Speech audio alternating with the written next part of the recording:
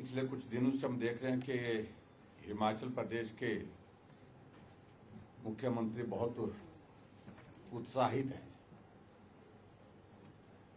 और जब उत्साह बढ़ने की जानकारी हमने हासिल की तो मालूम पड़ा कि राज्यसभा में एक मित्र का नया एडिशन हुआ है। मित्रों, मैं आपके सामने एक बात जरूर कहना चाहता हूं। हिमाचल प्रदेश में कांग्रेस पार्टी का बहुमत होने के बावजूद भी सरकार एक बहुत बड़े दहशत के माहौल में से गुजर रही है और दहशत के माहौल में से गुजरने की वजह यह है कि इतनी उथल पुथल, इतनी अस्थिरता कांग्रेस पार्टी के अंदर है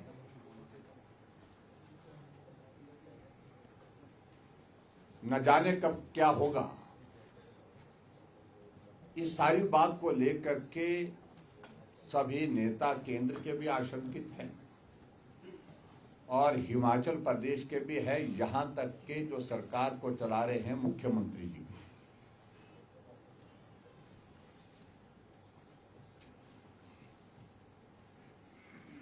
भारतीय जनता पार्टी ने एक सैद्धांतिक फैसला लिया कि इस बार की राज्यसभा सीट के लिए हम अपना प्रत्याशी नहीं देंगे।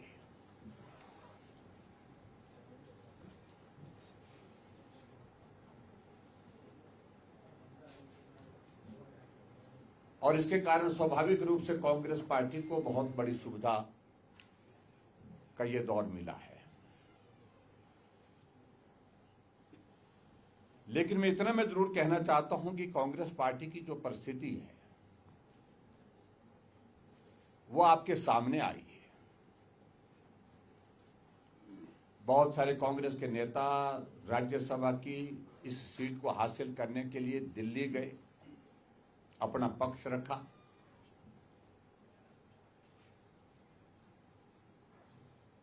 और कुछ नेता तो दिल्ली से तैयारी के साथ हिमाचल प्रदेश में प्रवेश कर गए और मुख्यमंत्री जी बहुत सारे लोगों को आश्वासन देते रहे कि हम आपके बारे में बात कर रहे हैं, हम आपके बारे में बात कर रहे हैं, हम आपके बारे में बात कर रहे हैं।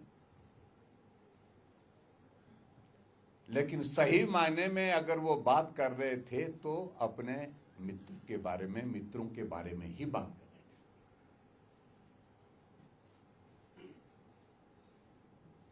थे। एक परिस्थिति पहली बार देखने को मिली कि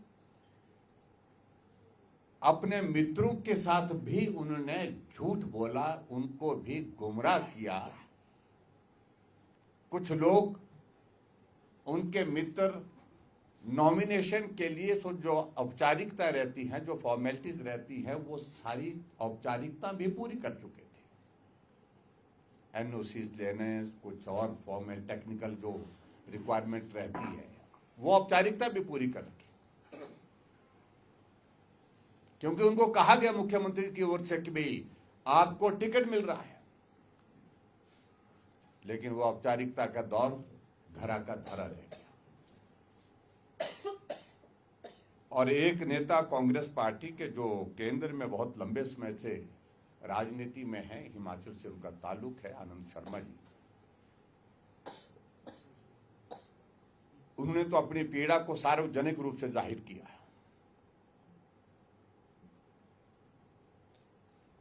और जो बात कही उन्होंने कि सच बोलने की कीमत चुका रहा हूं।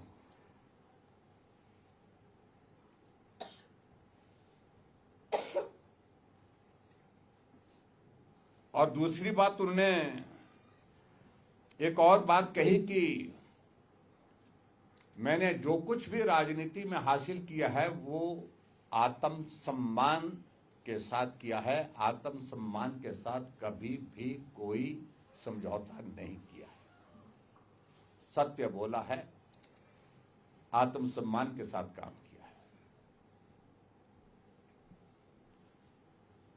और जो हिमाचल प्रदेश के मुख्यमंत्री वर्तमान में सुखविंदर सिंह सुक्खू जी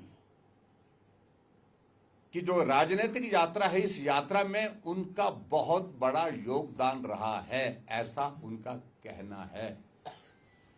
भले मीडिया के सामने नहीं कहा होगा, लेकिन कई और जगह हमको ये बातें सुनने को मिली।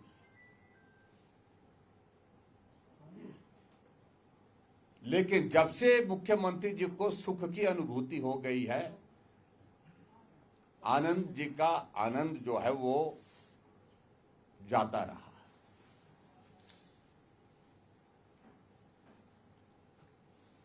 मैं व्यक्तिगत रूप से किसी के बारे में टिप्पणी नहीं कर रहा हूं, लेकिन राजनीतिक गुरु जिनको बोलते हैं एक तरह का, जिसमें पंडित सुखराम जी थे, जिन्होंने मुख्यमंत्री सुखविंदर सिंह सुक्खू जी को आगे बढ़ाया, और वो कहते थे भी, कभी उनके साथी कहते थे, कभी पीसीओ मांगते थे, कभी ठेका मांगते थे। लेकिन वो सारी चीजों को लेकर के मैं ज्यादा टिप्पणी नहीं करना चाहता। काम करने का, कारोबार करने का सबको अधिकार है, लेकिन ऐसी भी परिस्थिति आ जाएगी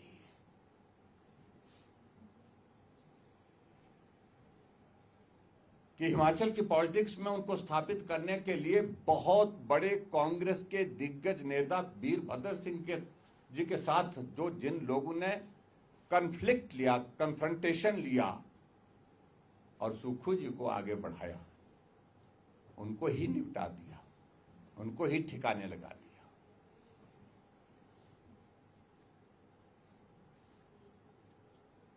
और एक तरह के अगर हम बात कहें, आज हिमाचल प्रदेश में स्थिति यह है कि सरकार जो है वो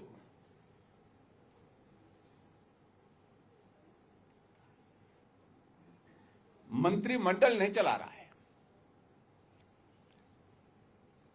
सरकार अगर कोई चला रहा है तो मित्रमंडल चला रहा है। ये नया शब्द मुझे लगता है कि आपके लिए बहुत उपयोगी होगा। बैठक मंत्रिमंडल का कोई अभिप्राय नहीं है, लेकिन बैठक महत्वपूर्ण है तो वो मित्रमंडल की है, जहां फैसले लिए जाते हैं, जहां प्रदेश को कैसे चलाना है, किसका क्या करना है, किसको ठिकाने लगाना है, इन सारी बातों को लेकर के फैसला होता है।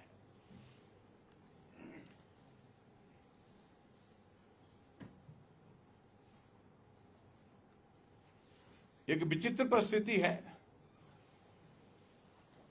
जिस अपने मित्र को उन्होंने राज्यसभा का टिकट दिया, उसमें बहुत सारे प्रश्न खड़े हुए। टिकट देना कांग्रेस पार्टी का अधिकार है, मुझे उस पर कोई ज्यादा टिप्पणी नहीं करनी,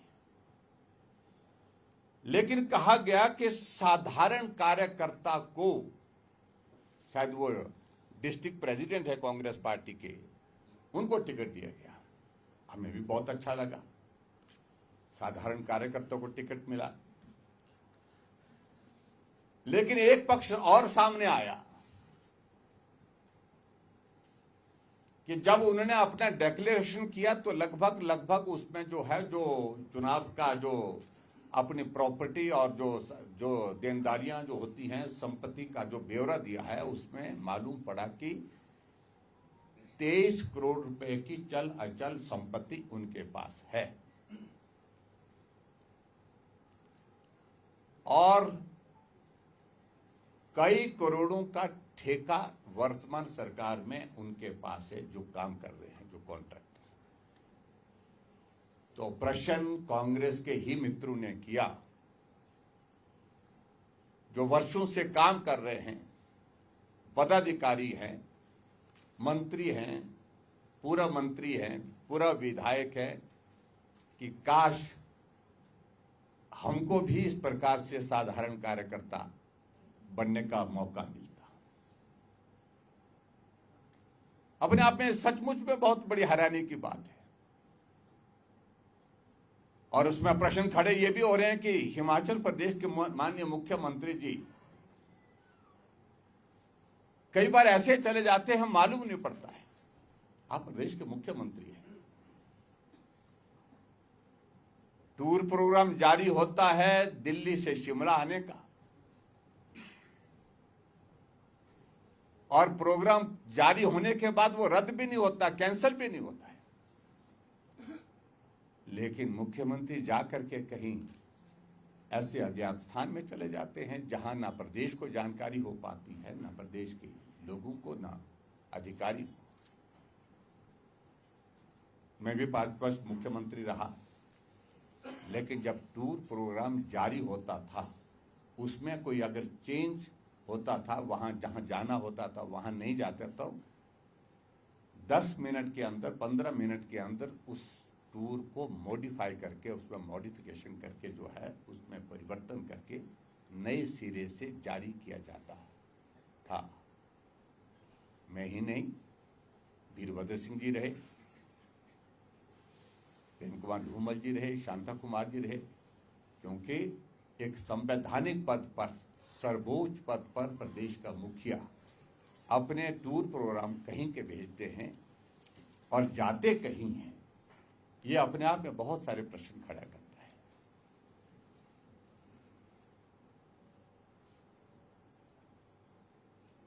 पिछले दिनों मुख्यमंत्री जी मंडी के दौरे पर गए थे और एक बात को लेकर के उनने कुछ शब्द हमेशा जो है जिनको हर जगह बोलते हैं, बात करते हुए बोलते हैं, बात करने के साथ साथ में भाषण में बोलते हैं।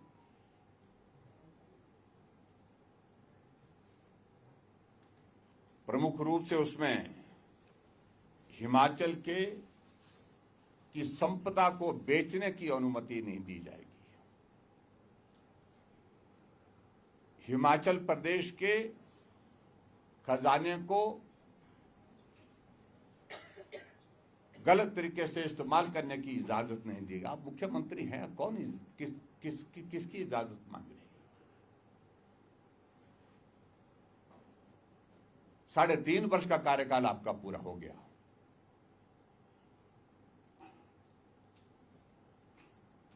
आप कह रहे हैं कि संपदा को लूटने की अनुमति नहीं दी जाएगी। अगर हिमाचल प्रदेश में भारतीय जनता पार्टी की सरकार 5 वर्ष तक रही तो 5 वर्ष तक हमने काम किए हैं। अनेकों योजनाएं हिमाचल प्रदेश में, कहते हैं कि 17,000 करोड़ रुपए हिमाचल प्रदेश को मिला। वो 17,000 करोड़ रुपए हिमाचल प्रदेश के विकास को समर्पित हुआ है। मैं बड़ा साफ कहना चाहता हूं, 4,700 kilometre, highest in terms of kilometre अगर रोड कंस्ट्रक्शन हुआ है तो वो भारतीय जनता पार्टी की सरकार के दौरान हुआ है। हिमाचल प्रदेश के गरीब लोगों के लिए हिमकेयर की योजना के माध्यम से स्वास्थ्य की सुविधा मिली है, वो पैसा उस पर खर्च हुआ है। वो पैसा सहारा योजना पर खर्च हुआ है।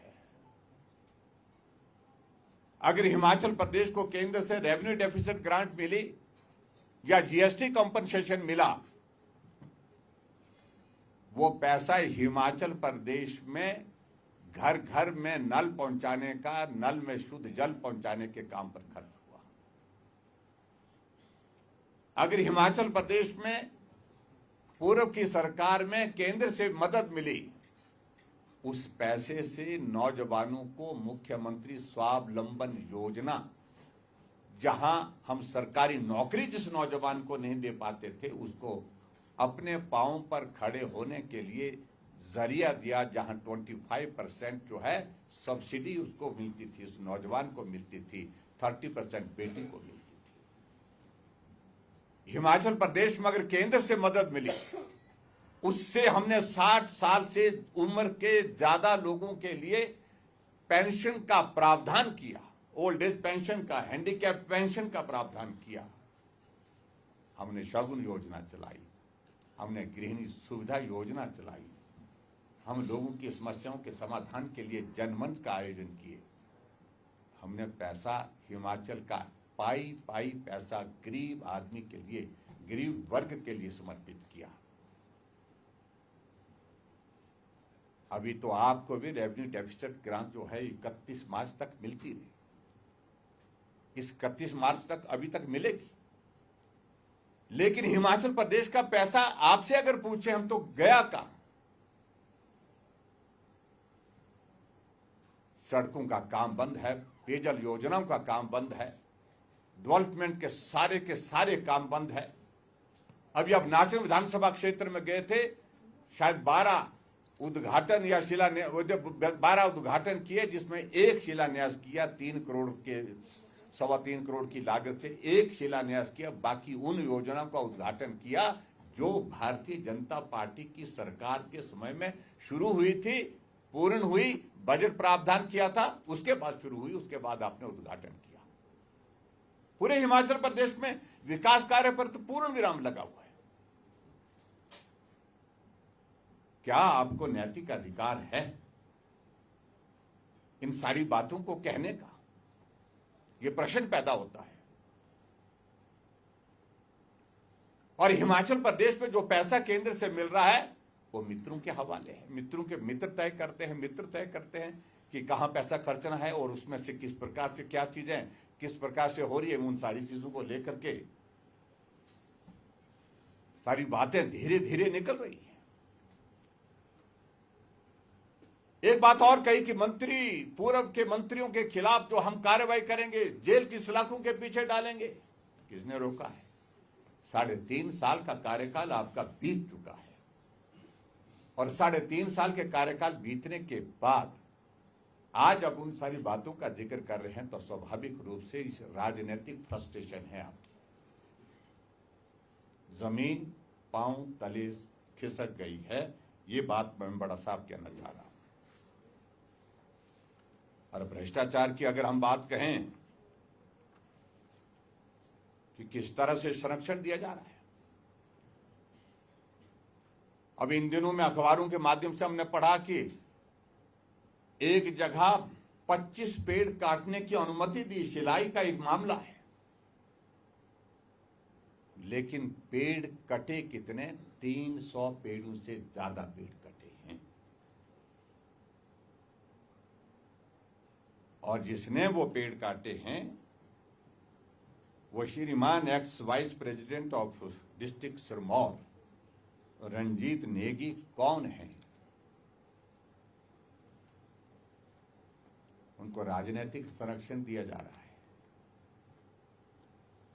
है। एफआईआर दर्ज हुई है, लेकिन एफआईआर में कहा गया है कि रात के अंधेरे के कारण हम पूर्ण रूप से पेड़ों की गिनती नहीं कर पाए। क्या जवाब है?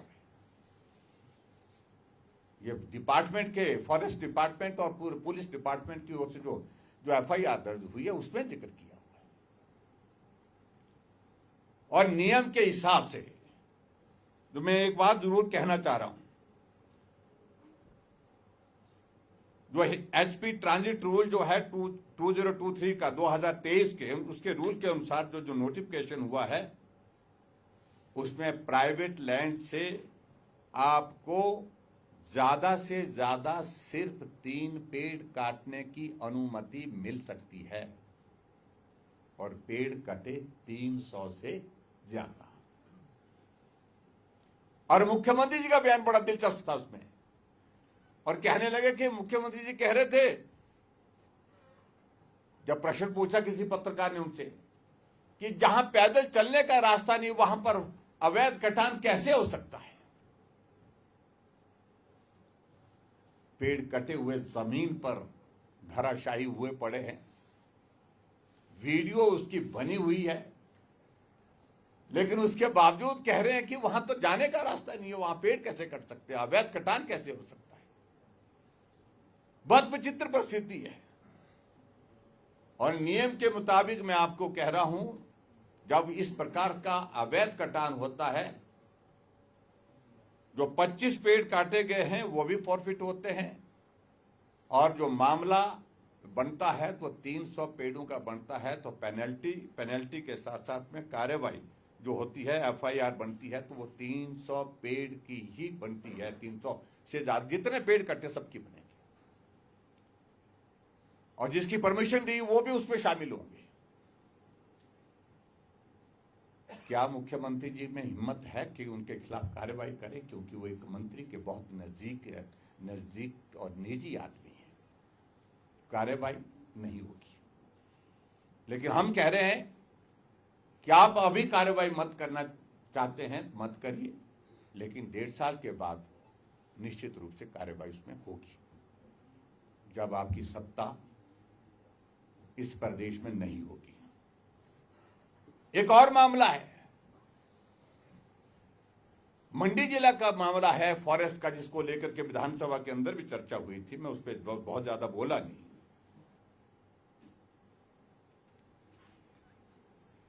और एक कांग्रेस के नेता है, उनने अपनी पत्नी के नाम पर जो है डिपो खोलने की परमिशन की प्रोसेस शुरू की और आश्वस्त हो करके कि ये परमिशन मिल जाएगी, बहुत जल्दी मिल जाएगी, बहुत तेजी से आगे बढ़ा। लेकिन इंतजार क्यों करना, उससे पहले पेड़ काट देते। जब तक परमिशन आएगी उससे पहले ही पेड़ काट दिए और लगभग 2000 के करीब ट्रक, 2000 ट्रक जो है काट कट के पेड़ की उसकी स्टैकिंग कर दी। जब शोर पड़ा, जब उसके फोटो वायरल हो गए, वीडियो वायरल हो गए, जब भारतीय जनता पार्टी की ओर से कमेटी आपकी जो है वो यहां से गई थी, बलबीर वर्मा जी उसमें देखने के लिए वहां पर गए थे, तो पेड़ों को, जो काटे हुए पेड़ थे, उनको जेसीबी से जो वहां से उठा करके कुछ को दबा दिया गया, दफना दिया गया और कुछ को धाक से गिरा करके जो है नदी में बहा दिया गया। मामला सुप्रीम कोर्ट, ये हाई कोर्ट में है, इसलिए मैं उस पर इससे ज्यादा नहीं कहना। लेकिन बड़ी दिलचस्प बात है, हाई कोर्ट ने जवाब मांगा है, लेकिन हाई कोर्ट का जवाब जो मांगा गया है उसका जवाब नहीं दिया जा रहा। जो उनने हाई कोर्ट ने जवाब मांगा है तो उस जवाब को सरकार की ओर से अभी तक भी नहीं दिया गया है। ग्लेरिंग एग्जाम्पल ऑफ करप्शन, इससे ज्यादा नहीं हो सकते, आपको तो।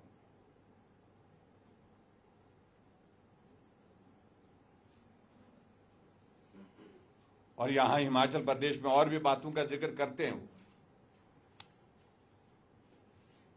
पेखूबेला का जिक्र करते हैं।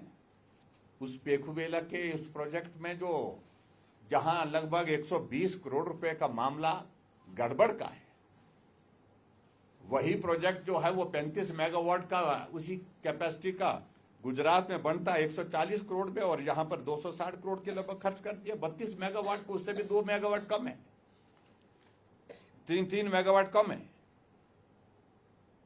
लगभग 120 करोड़ रुपए का मामला वो है। उस सारी चीज को लेकर के आज हम मुख्यमंत्री से पूछना चाहते हैं कि वहां कितनी पावर जनरेट हो रही है। नामो निशान मिट गया उसका। यहां भाषण देते हैं कांग्रेस के नेता, यहां भाषण देते हैं मुख्यमंत्री कि इस राज्य में आपदा आई तो जयराम के कारण आई, पेखूबेला में आपदा आई तो किसके कारण आई? कहां गया आपका वो प्रोजेक्ट? जरा ढूंढने की कोशिश करो, तलाशने की कोशिश करो।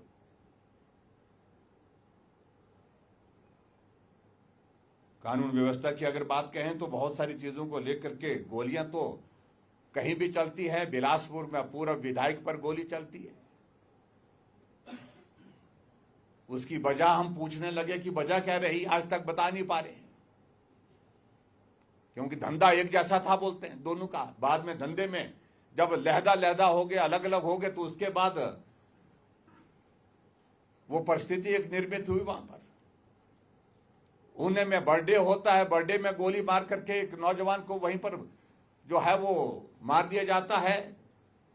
कुछ की सिर पर जो है तलवारों की चोटें लगी हैं, वो गंभीर रूप से अभी तक भी हैं। और बिलासपुर में एक और घटना हुई, 5 वर्ष की बेटी के साथ, जो अभी इन दिनों में चर्चा का विषय बना है। जो घटना हुई है, मैं उसकी निंदा करता हूं, कड़े शब्दों में निंदा करता हूं। जिस भी व्यक्ति ने, चाहे वो माइनर है, बताया जा रहा है माइनर है, लेकिन परिवार के लोग तो हैं, बाकी लोग तो हैं, उनको पूछा जाना चाहिए, कार्रवाई होनी चाहिए, सख्त कार्रवाई होनी चाहिए। और लोग तो मांग कर रहे हैं कि उनके घर को बुलडोजर से गिरा देना चाहिए, ये भी लोग मांग कर रहे हैं। आप किस प्रकार से हिमाचल प्रदेश में जो हालात पैदा कर रहे हैं, बद्दी में गोलियां चली, नालागढ़ में गोलियां चली, और चंबा में मंदिर को जला दिया जाता है, मंदिर के अंदर चुनरियां होती है उनको जला दिया जाता है।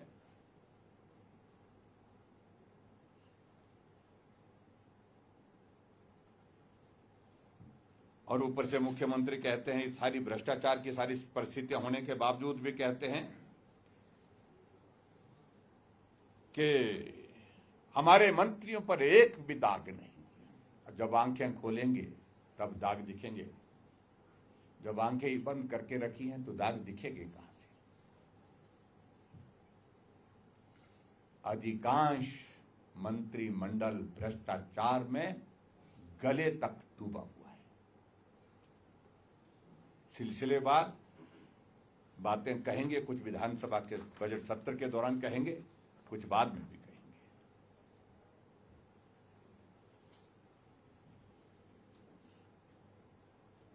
और सबसे बड़ी चिंता का विषय यह है कि हिमाचल ऑन सेल हम कहते थे, और अब वो सारी चीजों को लेकर के आपके सामने है। अभी ताजा पहले तो 16 HPTDC के होटलों को बेचने की बात कही गई थी, इसमें 8 की और एडिशन हो गई है। उनको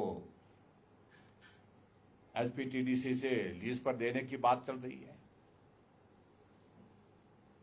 और उसे कहते कि आय जो है वो हमारा नुकसान हो रहा है तो उसकी भरपाई हो पाएगी, हम पैसा कमाएंगे, आप पैसा कमाइए। लेकिन मेहरबानी करके इतना मैं जरूर कहना चाहता हूं कि चाहे वो पालमपुर की जमीन बेचने की, एग्रीकल्चर यूनिवर्सिटी की जमीन बेचने की बात है, चाहे वो हिमाचल प्रदेश में जो एक आप बहुत बड़ा एक इंफ्रास्ट्रक्चर वहां पर बद्दी और नालागढ़ के पास जो है बना करके जमीन किसी को देने की बात चल रही है, या जमीन पर उसको बना करके देंगे, हाउसिंग कॉलोनी बना करके वहां पर बाहर के लोगों को बांटेंगे, बेचेंगे। क्या वो हिमाचल ऑन सेल नहीं है? उसका नाम शायद हिम चंडीगढ़ रख रहे हैं शायद मेरे ख्याल में।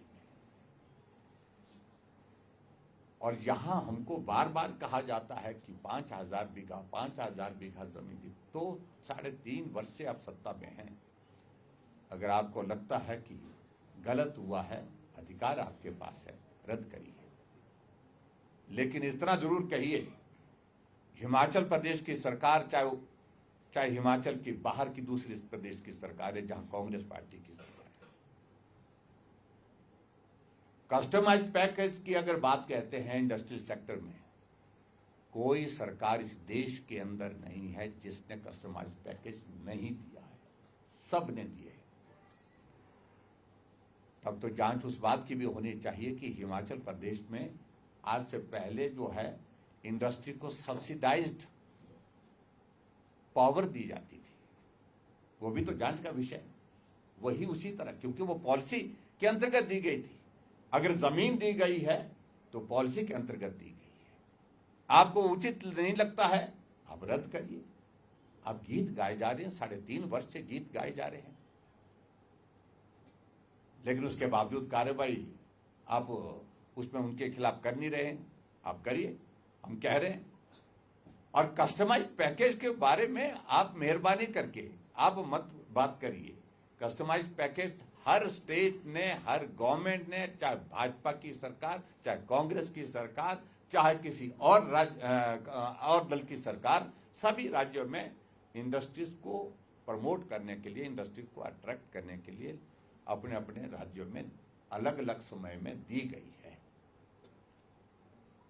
और आज हिमाचल प्रदेश की इंडस्ट्री हिमाचल प्रदेश छोड़ करके नमस्ते करके जा रही है। उसकी वजह है कि जो आपने यहाँ हिमाचल प्रदेश में इंडस्ट्रियल सेक्टर को तबाह करने के लिए जो अपने मित्रों का एक बना करके रखा है कि एक दहशत का माहौल, हर बात के लिए वहाँ उनके ऊपर दबाव, हर बात के लिए वहाँ से पैसा, इन सारी चीज़ों की वजह से इंडस्ट्रियल सेक्टर जो है हिमाचल को नमस्ते करके जा रहा है।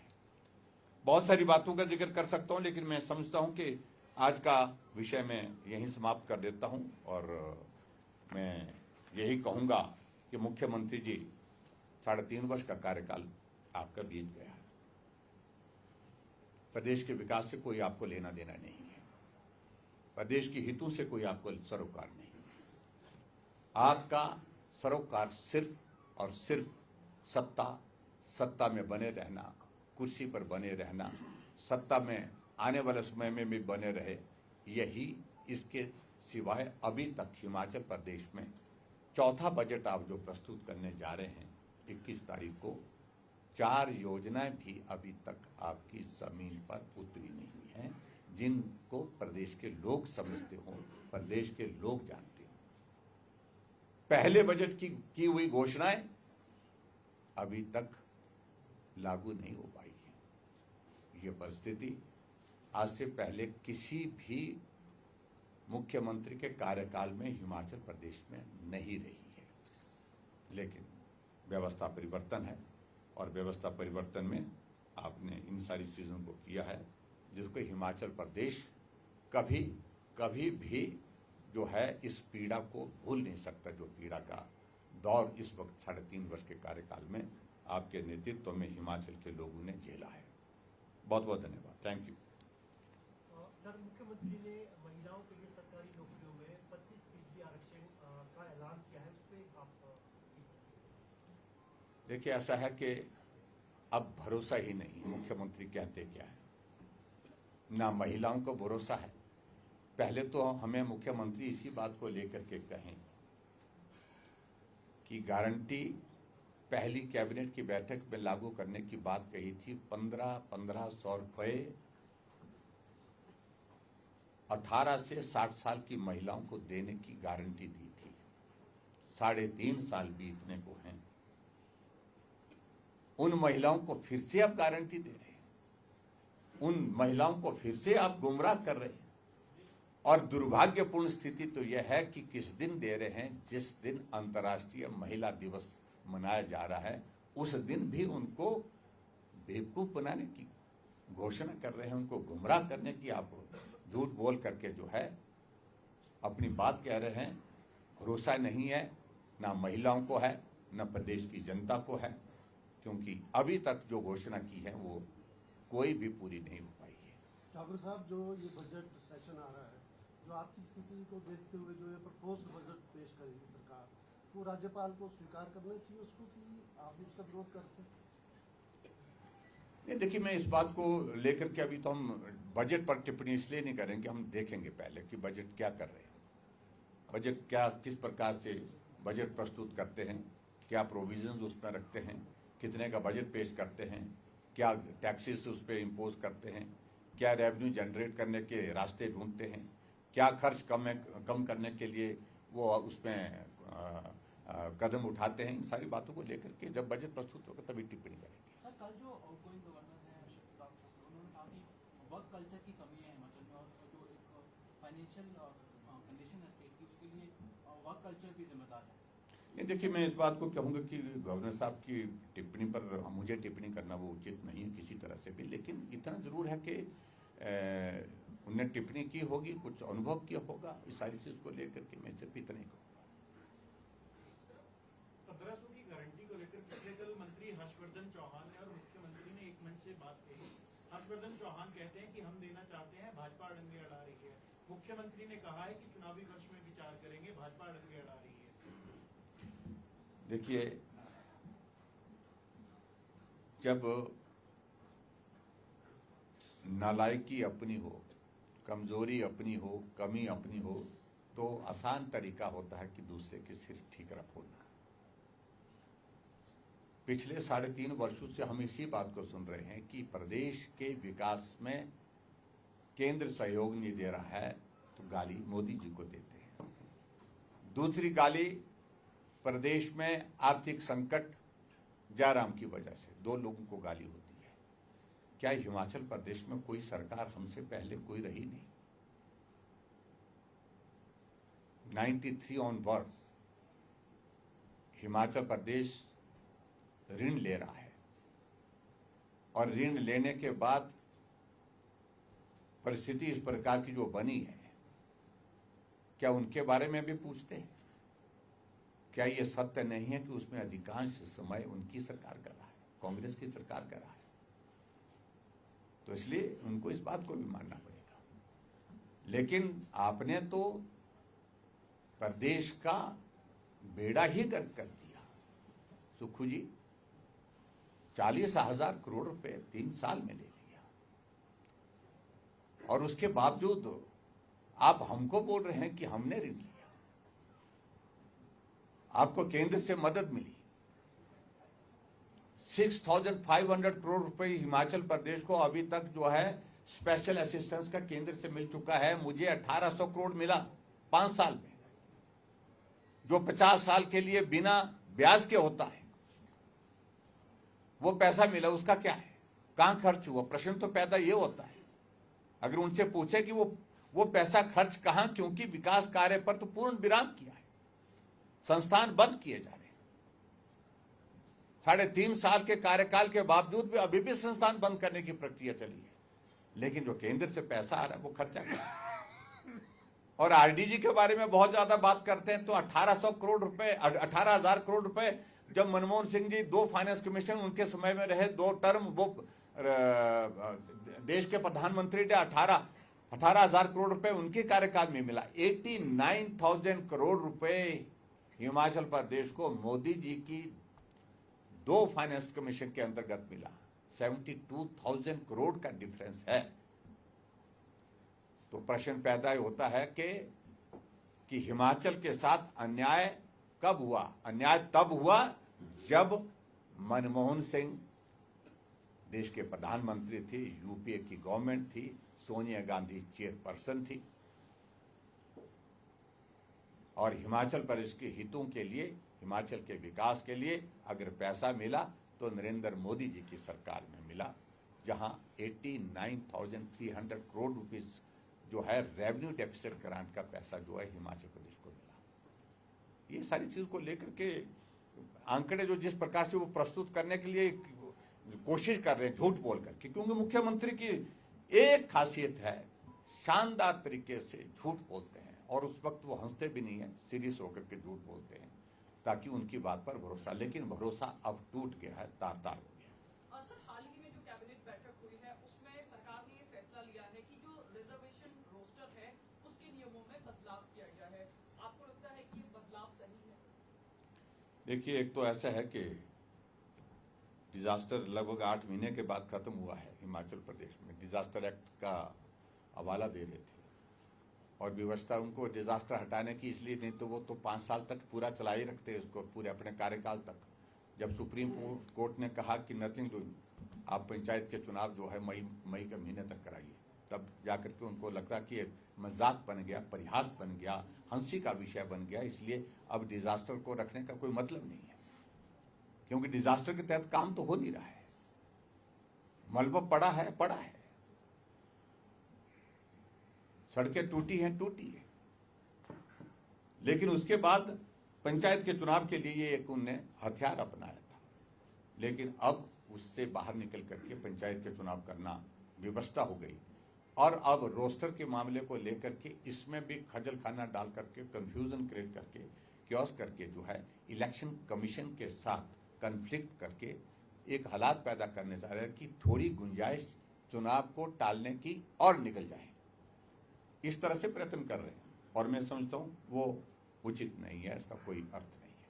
सर, राज्यसभा चुनाव को लेकर आपने कहा कि सरकार में बहुमत के बावजूद डर का माहौल है। सीपीएस का मामला सुप्रीम कोर्ट में एक बार फिर लग गया है। आपको क्या लगता है सरकार बजट पास करवा पाएगी क्या? वजह कई हैं, डर की, अंदर की, बाहर की। ये भी एक डर का कारण है क्योंकि 6 लोगों के जो है वो जान अटकी पड़ी हुई है और उनमें से कुछ लोग मंत्री बनने के लिए आतुर हुए पड़े हैं। तो इसलिए मैं उस पर ज़्यादा नहीं कहूँगा, क्योंकि कोर्ट का फैसला कोर्ट का होगा, लेकिन मामला कोर्ट में है। क्योंकि मुख्यमंत्री ने भी टिप्पणी की है कि अगर ये कैंडिडेट उतार भी देते तो कुछ कर नहीं पाते। देखिए, इस बात को लेकर के आप गनीमत समझिए कि हमने दिया नहीं, और दिया होता तो आज आप सो नहीं पा रहे होते, रात को आपकी नींद जो है वो उड़ गई होती। ये राणा जी का वीडियो चल रहा है आजकल कि जो राज्यसभा की सीट है वो दुबई में, उसका कोई बातचीत हुई? उन्होंने बात कही होगी, शायद मेरे लिए कुछ तथ्य उसमें होंगे उनके पास। ये बात तो सत्य है कि साधारण कार्यकर्ता की डेफिनेशन कांग्रेस की क्या है वो आपके सामने आ गई, कि जिसके बैंक अकाउंट और बैंक अकाउंट के साथ उसकी प्रॉपर्टी और सारी जो है वो 23 करोड़ रुपए से भी ज्यादा है, वो साधारण कार्यकर्ता की श्रेणी में आता है। अच्छा होता किसी पंचायत के प्रतिनिधि को वो टिकट देते, हमें भी लगता कि साधारण कार्यकर्ता किसी पुराना कार्यकर्ता होता, समर्पित कार्यकर्ता होता, उसको टिकट देते तो भी हमें लगता है।